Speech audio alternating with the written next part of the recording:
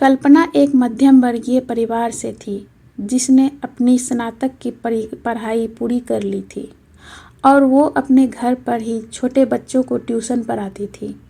कल्पना का रंग गोरा था और वह दिखने में बिल्कुल गुड़िया की तरह थी। कल्पना के माता पिता उसकी शादी के लिए एक अच्छे लड़के की तलाश कर रहे थे। तभी कल्पना के मामा एक लड़के के बारे में बताते हैं। वो कहते हैं कि लड़का का नाम राहुल है। वह किसी कंपनी में मैनेजर के पद पर है और महीने के 70,000 कमाता है। कल्पना के माता पिता ने लड़के की फ़ोटो देखी तो उन्हें लड़का पसंद आ गया। जब कल्पना की मां ने कल्पना को लड़की की तस्वीर दिखाई तो कल्पना ने कहा, जब आप दोनों को लड़का पसंद है तो मुझे भी पसंद है। अब लड़का और लड़की वालों के परिवार ने मिलकर शादी की तारीख तय कर दी। कल्पना के माता पिता बहुत खुश थे कि उनकी बेटी की शादी एक अच्छे घर में हो रही है। पूरे धूमधाम से कल्पना की शादी हो गई।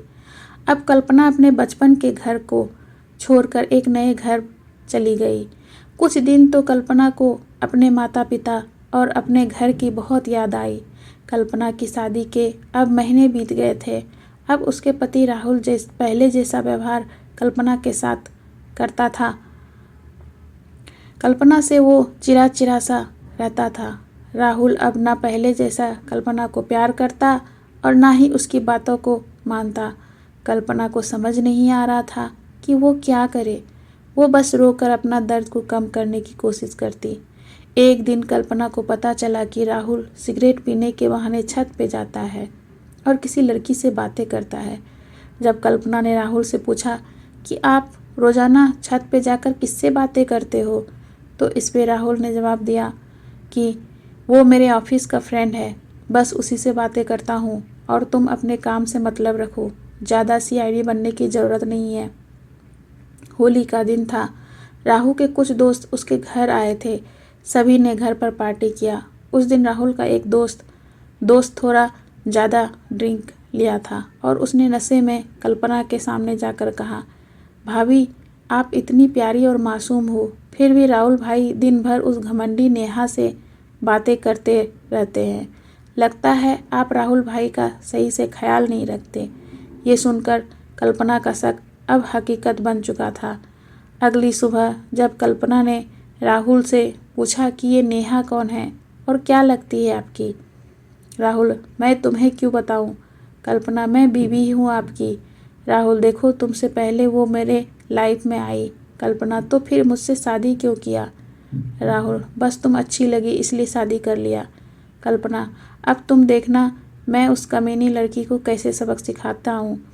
नेहा को कब कल्पना ने कमीनी कहा तो राहुल ने गुस्से से कल्पना को बहुत मारा और उसे कमरे में बंद कर दिया। कल्पना के सास को सब पता था, फिर भी वह अपने बेटे के सामने एक शब्द भी नहीं बोलती थी। शाम को जब राहुल आया तब उसने रूम का दरवाज़ा खोला। उस दिन कल्पना की तबीयत खराब हो गई, फिर भी उसी हालत में उसने खाना बनाया। कल्पना ने सारी बातें अपनी माँ को बताना चाहती थी, लेकिन चाह कर भी वह नहीं बता पा रही थी, क्योंकि वह जानती थी कि अगर उसके माता पिता को ये सब पता चलेगा तो वह बहुत परेशान हो जाएंगे। राहुल अब कल्पना के साथ नौकरानी जैसा व्यवहार करने लगा। छोटी छोटी बातों पे उसे मारता। कल्पना अब धीरे धीरे डिप्रेशन का शिकार होने लगी। उसके दिमाग में गलत गलत ख्याल आने लगे। अब ना वो समय पे खाना खाती और ना किसी से बात करती। आखिरकार एक दिन कल्पना ने रूम में फांसी लगाकर आत्महत्या कर ली। कल्पना ने आत्महत्या का कारण किसी को नहीं बताया, लेकिन उसके सास को बता दिया था कि कल्पना ने आत्महत्या क्यों की। दूसरी तरह कल्पना के माता पिता का रो रो कर बुरा हाल हो गया। कल्पना की मां ने पुलिस को आत्महत्या का कारण उसके ससुराल वालों को बताया। पुलिस राहुल और उसके माता पिता को ले गए, लेकिन पैसों के दम पर कुछ ही दिनों में राहुल और उसके माता पिता जेल से छूट गए। जीवन में अक्सर अच्छा दिखने वाला इंसान अच्छा नहीं होता दोस्तों। उसके अंदर कहीं ना कहीं बुराई छुपी होती है और वही बुराई किसी की ज़िंदगी को बर्बाद कर देती है। कुछ ऐसा ही कल्पना के साथ हुआ।